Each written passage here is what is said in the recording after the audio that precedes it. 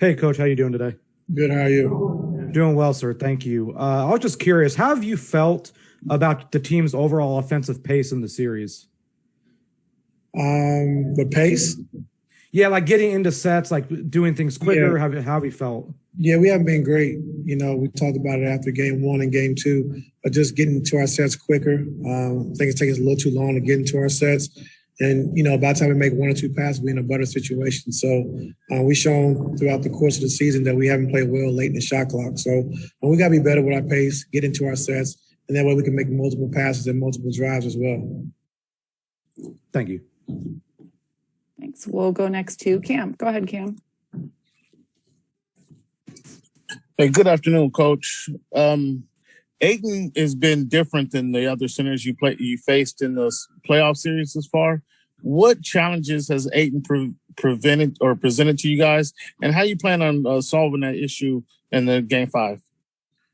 Well, I mean, it's tough to solve an issue when you got guys, with their penetration with CP and Book, creating so much attention that you got to help those guys. So he's getting easy drop-offs and dunks. It's not like he's like posting us up and, going one-on-one. Like he's getting drop-offs and he plays well off those guys. And that's what big men do. And when you try to contest at the rim, he's also great at just going to the offensive glass. And, smaller guys, our smaller guys are having a tough time just trying to box him out with the physicality. When Zoo and those guys go for blocks or, contest a shot, it's put a lot of pressure on our backside. But, when you give so much attention to CP and Book, I mean, a guy like Aiton, he's going to, like I say, he's been playing great all playoffs, just find the open areas, getting to the spots. They've been doing a good job of using them effectively when they have, two guys in front of them, they drop it off, and he's finishing well. Thanks. We'll go next. Thanks. We'll go next to Ohm. Hey, Ty. I know last night you had said, coming back from 3-1 is very doable. You're one of the few coaches that's done it. I think it's only been done like 13 times to come back from 3-1. But I know every series, every team's different. But what did you learn about that experience of trying to come back from 3-1 that you might be able to apply to this? Just taking it one game at a time. You can't focus on winning 3. You got to focus on winning 1. And it really starts quarter by quarter, especially when you play on the road right now in game 5. You guys got to take it quarter by quarter and try to win each quarter. That's got to be a mindset. You can't think about, 3 games and, 4, 5, 6 days from now. You got to think about tomorrow and just winning quarter by quarter. And I think that's the mindset that I got to make sure our team has going into the game tomorrow. Is there anything you remember in particular from that first game 5 in 2016 when you started that comeback with the Cavs that stands out to you?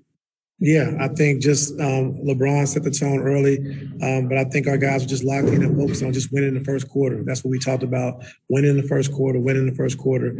And we came out, we played great. We had a good start. And then once we kind of, had a good first quarter, we just kind of fed off that throughout the course of the game. And then we had to go back home for a game 6. And, we told our guys we got to go back home for game 6 anyway. Why not go back home with a win? And our guys were locked in and focused and ready to go. Thanks. We'll go next to Pepper. Hi, Coach. It's great to talk with you. So I know somebody asked something a little bit similar to this, but I was wondering if there's any other message you're giving to your team right now with everything on the line in this game. Yeah, just basically we had a chance to win 2 of those close games, so it's not like, we've gotten blown out in the games we lost. Like we played well enough to win those games and just a couple, bounces our way and we could be up in the series. So like, don't think about like we've been getting blown out. We have an answer for this team because we do. And I just think offensively, we just got to keep trusting, play with more pace and more, drive to the basket to open up some better shot attempts for us. And that's the biggest message I have for our team. Like, it's not like we've been blown out, the games we lost have been close every single game. So we know we can play with this team. Thank you. Good luck tomorrow. Thank you. Thanks. Next to Miriam. I love her.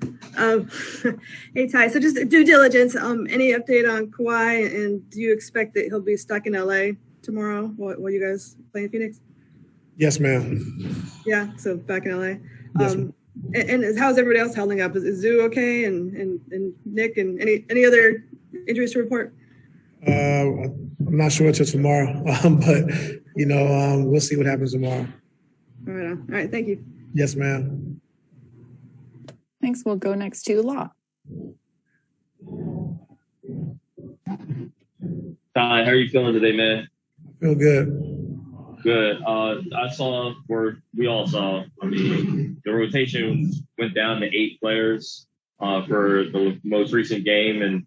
And now that you're kind of in this hole, like, I feel like you're kind of battling this battle between who you can play and how long they can play. So is there consideration into kind of expanding the rotation, knowing that you kind of needed to get that maximum effort over the course of a full game?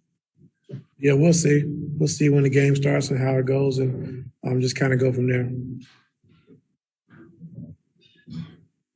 Thanks. Next to Tomer. Go ahead, Tomer. Hey, Ty, you started Marcus yesterday in yesterday's game. Kind of got off to that rough start defensively.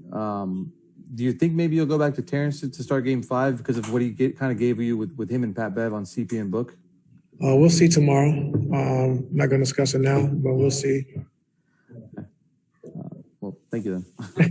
What, you want me to give you the answer right now, Tomer? God dang. I was just curious. I'm just curious. I will see tomorrow. I mean, I ain't gonna. You want me to give up the whole report? Well, it's a lot of will sees for a quick amount of time. So I'm just curious, but okay, thank you. I'll let you know tomorrow. I'll make sure I tell you. I appreciate that, Ty. I'll be sure to ask. Thank you. No problem. All right, back to Justin. Go ahead, Justin. Hey, Coach, you also mentioned earlier about, getting to the rim more. Has that been like a factor for you guys in the series, kind of similar to like Dallas, where it's just like, just get to the rim because of how much how well Phoenix does at shrinking the floor and stopping you from getting open threes? It's been for us, all season long. When we attack the paint, get to the rim, we're a totally different team, and we know that. And they did a great job of shrinking the floor last game. They did a great job with Ayton being up on the pick and rolls with Reggie and PG, where they weren't able to get downhill. So in that second half, we made a little adjustment with Zoo and having him slip out a little early to get those guys downhill because then Ayton has to back up. But we're a totally different team when we attack the paint. We get to the rim. We know that. So that's got to be our emphasis. Thank you. Thanks, Coach. We'll let you go.